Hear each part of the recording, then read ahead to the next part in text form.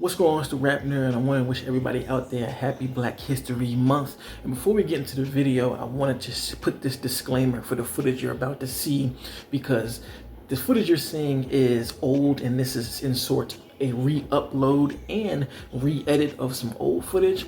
And I just wanted to say that first, because when you see the footage, clearly there's going to be a whole different setup, and my hair is shorter, and I didn't want to confuse anybody, so I just wanted to put that out there before we get started.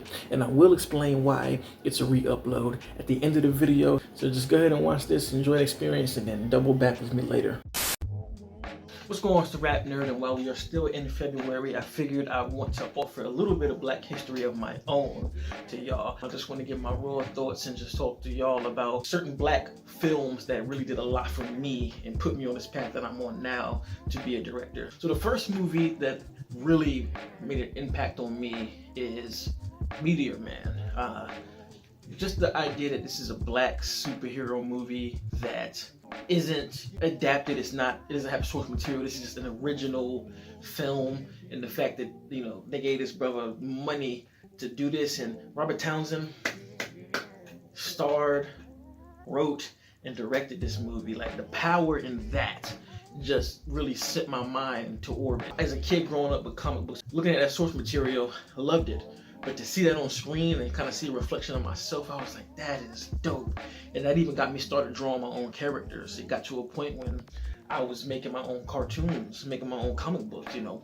Originally, I wanted to be a director, but back in the 90s, I mean, it's kind of like, how does that happen? So I kind of moved to other things. But I got to thank that movie for just putting that on the screen for me to see as a kid, yo. Like, a Black man in a superhero outfit, flying, superpowers, super speed, dodging bullets, reflecting bullets. He had a dope suit that, you know, was silver, it was gray padded with a green cape, and it was just something, a sight to see as a Black kid. Just like, oh wow, we can be superheroes, we can create these superheroes. And again, just the fact that it's original and he made that film, man, I don't even know if they could do that today. So that alone is a feat of its own. So gotta give it up for Meteor Man.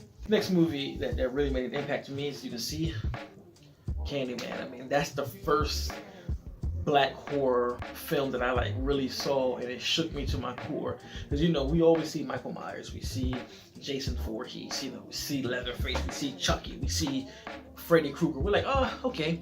And let's be frank, in all the movies, there's not that many Black characters in there, so it's kind of like, whatever. We never see ourselves in that situation. I'm like, that's probably why we're not in horror movie, because we just think different. So for them to make a horror movie, the villain being Black, and it takes place in Black neighborhoods, and it's got like a myth to it. Like, to this day, I will not say Candyman 5 times. That's how crazy it was. Just for a film to have that kind of impact and to tell that kind of story, it just opened the mind to like what we could be in film.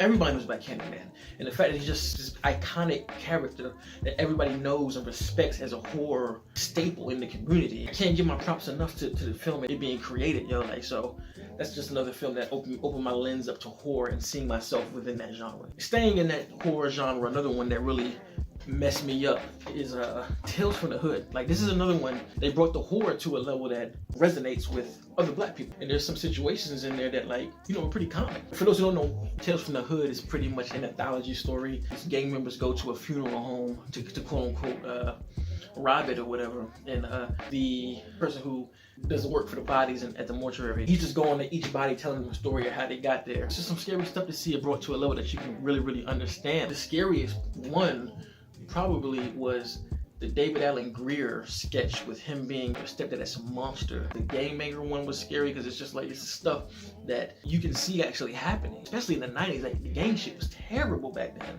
Just bringing a different side of that alone was something that stuck with me and just made me move different, like in life in general. I gotta give it up to Tales from the Hood for being something that's just so scary, so intense. Even watching it now, it is very intense and in your face, and it low-key does still scare the shit out of me. Alright, so next on this list of movies that really impacted me was Bad Boys. The first one, of course, with, you know, Will Smith and Martin. Prior to this, they was just like comedy stars, you know, working on sitcoms and, you know, doing movies here and there. But this threw them into the action category. And for it to be so funny, as well as being action-packed, it just put them two dudes on a higher level. And another thing about this movie is, and it could be the reason why it stuck with me, is my dad loved this movie. He used to reference this movie all the time in so many conversations. He would always tap me like, hey boy, I'm gonna get me a Porsche 911 Turbo. Like, he used to always talk about that Porsche at the end of the movie, saying he was gonna get it. He watched it and I was always around, and it's just crazy to see these two brothers leading such a iconic movie that we all know. This was literally when both of them were still on the rise. So for them to be chosen to play these lead roles at such an early space in their career, it just took off. A lot of things about the cinematography that really stuck with me. The slow motion. I had to balance the drama and the comedy, because it's funny as hell. Like, these two dudes going back and forth. You can't deny that. The chemistry is so natural that it doesn't even reflect their acting, but you can tell they're still putting their performances on. So it's something that sticks with me every time I do my own writing. I'm like, okay, let me balance the comedy with the drama, and not make one take place of the other when it's not necessary. And it's just a huge thing at the time. I'm gonna snowball that one into the next movie that really stuck with me. Is Independence Day. When this movie dropped, right, Will Smith was on top of the world, and just the idea that a black man is on top of the film industry. Like, Independence Day is one of the biggest movies ever. It's associated with a holiday, and to have him cast and be the main character, it stuck with me forever. It's one of the most epic movies in film history. A general fighting aliens and even going out of space and going to a ship to blow. Like, and this is all Will Smith doing this. That part there just makes this so much more special. People like to say representation doesn't matter, but it does. Because I'm a guy, even now, the movies that I lean towards most are genre films. I love horror, I love fantasy, I love action, I love comic book movies. That is my space. Sure, there are other black movies in the drama field and stuff other than that, but to be in those type of films, the genre films, and be leading the pack like that, it says a lot, because there's not that many. I mean, even now, it's still, so to see him do that in the 90s and it be received so well, and it being a classic, like, across the board, it definitely just turned things up to a whole different level for me personally. That was the moment when I was like, damn, I can do anything. That sounds corny, and you may not believe that, but it was real. Now, this next movie, this might be the biggest influence of mine in general. Blade. I said the kind of movies I like, action, and I've always been into martial arts heavily. Me and my dad used to watch martial arts movies all the time, eating Chinese food randomly. When I found out there was a black man doing this shit here, and it was actually him doing it, that's the kicker. It was actually him doing the fighting, because he knows martial arts. That's just like, because prior to seeing Blade, the only black person I really seen doing martial arts was Zack from Power Rangers. We all know back in the day, TV was down here and movies were like the big shit. That's like, oh yeah, big shit popping is a movie.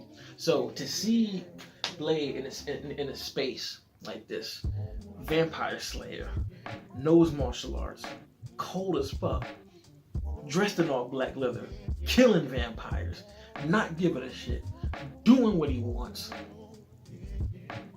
Ooh, this sent me on the path. I was like, oh yeah. I took martial arts trials because of this movie. Blade launched me into my love for martial arts, and that's why I'm really specific about my action these days, and how things are framed and how things are edited and shot, because of that movie right there. Well, of course, Jackie Chan before that, but that really brought me into it, because I'm like, oh, okay, so other people can do that at a high level. Love Wesley's approach to Blade, and how he just was somebody who don't give a fuck. I do what I want to do. You either deal with it or you don't. Some of the best action, period. And the fact that he just does it himself. Come on. The final influence for me, and the final staple for me personally, was Jordan Peele's Get Out. Him just stepping up to the plate the way he did and knocking that shit out the park. He had to remind folks with Get Out, oh yeah, we got some shit too. We got ideas too. And the fact that he started his whole career being a comedian and a TV guy. So for him to just totally flip that and crank out that classic of Get Out, written and directed by Jordan Peele, you gotta give it up for the brother, man. Single-handedly helped move the genre forward with black folks. It's a different ballgame since Get Out came. You seen when Nope dropped, the energy shifted. Niggas was like, oh, Jordan dropping? Okay, it's a different ball game. So I feel like him doing that just put even more respect on our name, that like we can create. We here. We're gonna always be here. Just wait until the next generation of filmmakers come behind him and offer you something. That's probably been one of the biggest hits since the 90s, honestly, as far as like in your face, successful, and just an impact on the world. That's something that even people who aren't horror fans will watch, and they know about Get Out. The whole stirring the teeth thing, the sunken place. He added so much to just media and jargon and the idea of black horror that I gotta give it up that I know, but those 7 films for me are the ones that had such an impact that put me on this path. I'm just really working hard to be next on that path. I want to be in this list for another young kid who wants to make film, or to give him some representation, or give him ideas. Like, I want to be that. I have so many ideas in here, and I'm gonna work my ass off to get there. I promise you. And if you're watching this, I thank you, because you're helping me on that journey. So here we are at the end of the video, giving you some of my experience with the black artists in movies that meant a lot for me, and I hope you enjoyed that. The reasons why I went the route of just re-uploading the old footage rather than just re-record it is because I still feel the exact same way about those movies. Because I knew I did this video and I was thinking maybe I should, re-record it now. And I went back and watched it, and none of my opinions have waned at all, literally. And rather than just say the same things over, I figured I would retouch that video, because my editing now is way better than it was back then. That really just adds to the experience of the video. So that is one of the main reasons as to why I just re-uploaded it. And just being real here, the second reason is the algorithm is a lot more kind to me now than it was back then. So I'm hoping that translated as well in this video, because I really want to spread this love and this perspective to people about representation and how much it does matter, because you have people out there who still will say representation isn't that big of a deal, and to that point I call BS, for the reasons I just mentioned there and how they affected me into the space that I am in now. I mean, these are films that I watched back when I was a kid, and here I am 30 years later as an adult, finally following the initial dreams that I had as a kid, because I've hung on to those moments in life. Out of everything I've ever done,